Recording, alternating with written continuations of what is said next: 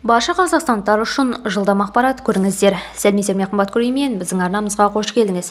Әлемде және Қазақстанда болып жатқан жаңалықтарды ең біріншілерден болып біліңіз келсе, арнамызға жазылып лайк басуды ұмытпаңыз. 2025 жылдан бастап арнаулы әлеуметтік қызметтерді лицензиялау енгізіледі.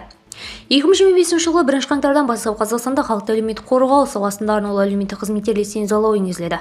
Бұл оларды көрсету сапасын жақсартуға жағдай жасайды және осы саладағы бұзушылықтар санын азайтуға оң ықпал етеді. Әлеуметтік қорғау саласындағы реттеу және бақылау комитеті жүргізген лицензия алдындағы талдау нәтижелері бойынша арнаулы әлеуметтік көмек көрсететін 1700 ұйымның 72,3% талаптарға сәйкес келетіні анықталды.